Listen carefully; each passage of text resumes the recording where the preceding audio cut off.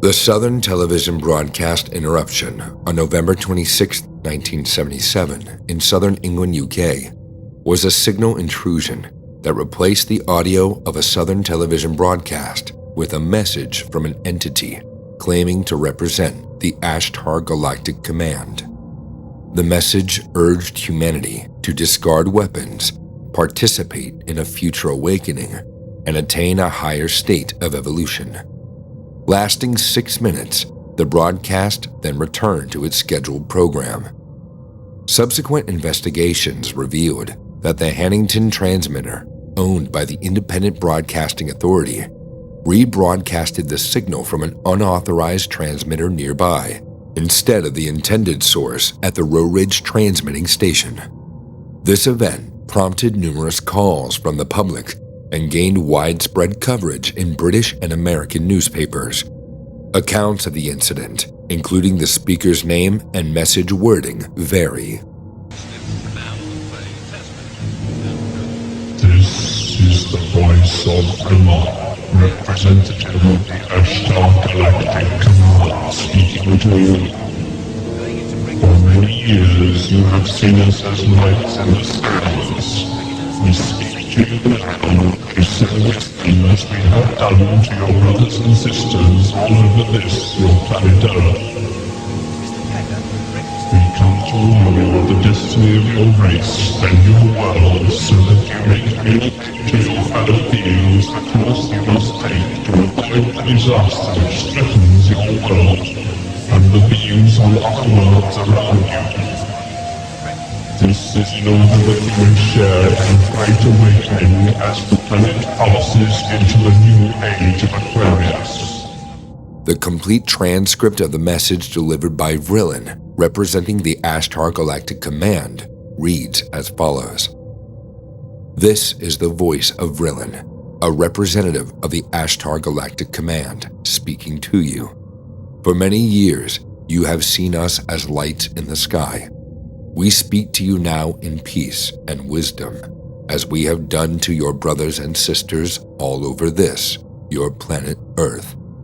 We come to warn you of the destiny of your race and your world, so that you may communicate with your fellow beings the course you must take to avoid the disaster which threatens your world and the beings on our worlds around you. This is in the order that you may share in the Great Awakening as the planet passes into the new age of Aquarius. The new age can be a time of great peace and evolution for your race, but only if your rulers are made aware of the evil forces that can overshadow their judgments. The message continued, stressing the need to remove all weapons of evil, declaring the end of the time for conflict, and encouraging humanity to learn to live together in peace. Vrillin cautioned about false prophets and guides manipulating energy for evil deeds, and urged individuals to listen to their inner voice of truth. The transmission concluded with blessings from the Ashtar Galactic Command. The winter 1977 issue of Fortean Times featured a slightly different transcript attributed to Asteron, an authorized representative of the intergalactic mission. The message emphasized the need for Earth people to destroy all weapons of evil, learn to live together in peace, or leave the galaxy. At that time, the Hannington television transmitter, unique in rebroadcasting an off-air signal from another transmitter, was susceptible to signal intrusion. A relatively low-powered transmission near the rebroadcast receiver could overwhelm its intended signal, amplifying the unauthorized transmission across a broader area. The IBA acknowledged the technical expertise required for such a hoax, and Southern Television confirmed the jamming of their transmitter. The Max Headroom Incident, widely regarded as one of the most prominent TV hijackings, involved a man donned in a suit and a distinctive Max Headroom mask. Max Headroom, initially introduced as the first computer-generated TV presenter, gained popularity in the mid-'80s with his own movie and subsequent TV program. On November 22, 1987, during a sports segment on WGN-TV, the broadcast was abruptly hijacked, capturing the attention of thousands. Displaying McKinnon 14-0 Bears and a defense that had been sackless for 12 quarters, the interruption lasted merely 17 seconds before engineers regained control by switching to a backup frequency. The cause of the hijacking remained a mystery, even to the station's personnel. The video depicted the man in the Max Headroom mask swaying erratically against a rotating background, reminiscent of the Max Headroom show. Although a distorted buzzing sound accompanied the visuals, only the video feed was compromised. Later that day, a different station, WTTW, was also hijacked by the same group, featuring audio and lasting approximately 90 seconds due to the absence of on-duty engineers. You should talk often with the old ones of your tribe. That is the only way to learn. I'll get you a hot drink, miss. I've seen some dry clothing.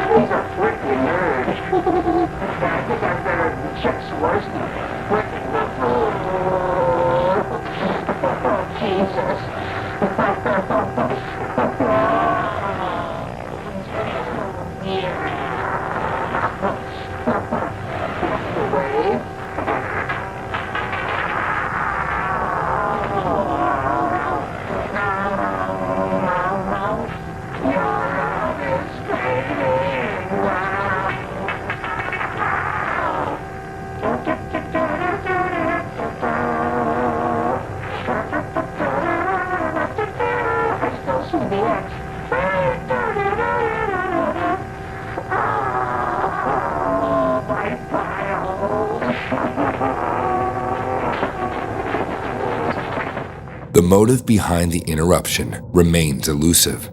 Some speculate the man uttered nonsensical sentences, while others suggest hidden meanings.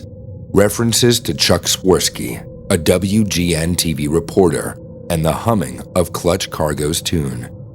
The man claimed to have created a giant masterpiece for the world's greatest newspaper nerds, possibly alluding to WGN. The FBI initiated an immediate investigation, yet the perpetrator's identity remains unknown. The video's three-person involvement, under the mask, one behind the camera, and one manipulating the background, was discerned. The pre-recorded nature of the video, evident from a visible cut, further complicates the pursuit of the hijacker. To date, no charges have been filed, and the mystery of the Max Headroom Incident persists through months, years, and decades.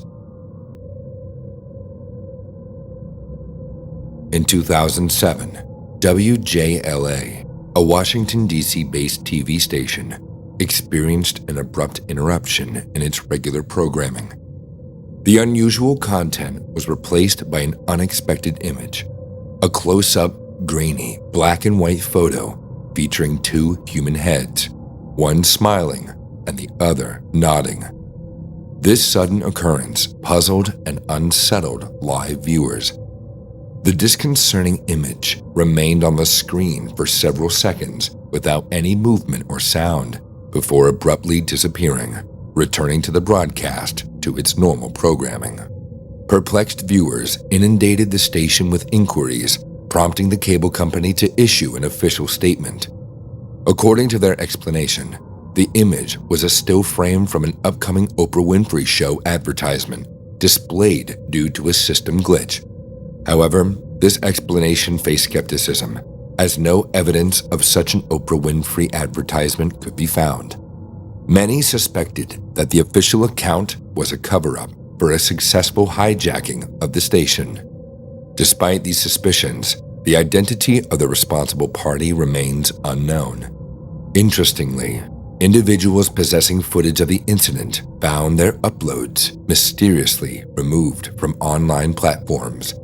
Consequently, no surviving videos documenting the incident exist on the internet, rendering the footage of the occurrence as lost media. The only remaining evidence is a photograph capturing the elusive still frame that briefly disrupted the WJLA broadcast. On January 3, 2007, Channel 7, an Australian TV channel, was airing a return of a Canadian documentary episode called Mayday. During the show, the audio suddenly cut out, and instead, there was a continuous loop of a man repeatedly saying, "Jesus Christ, help us all, Lord." Strangely, the visuals stayed the same, only the audio was affected. Jesus Christ, help us all, Lord. Jesus Christ, help us all, Lord. Jesus Christ, help us all, Lord. Jesus Christ, help us all, Lord. Jesus Christ, help us all, Lord. Jesus Christ, help us all, Lord. Jesus Christ, help us all, Lord. A viewer who noticed this grabbed a camera and recorded the odd audio. It went on for more than 5 minutes before going back to the original sound of the documentary. The viewer said, "I was channel surfing and heard this weird sound being repeated. It caught my attention as it was very odd, a bit creepy. I thought it was some kind of subliminal message, or that someone must have hacked it. I tried ringing the station for several minutes, but they never picked up. After getting some attention, a spokesperson for the network released a statement. They denied it being a prank or a security breach, insisting that the repeated line was part of the original broadcast, claiming it said Jesus Christ, one of the Nazarenes. However, most people found little resemblance between the two phrases. Many thought the network's audio got temporarily hijacked, and the network didn't want to admit it.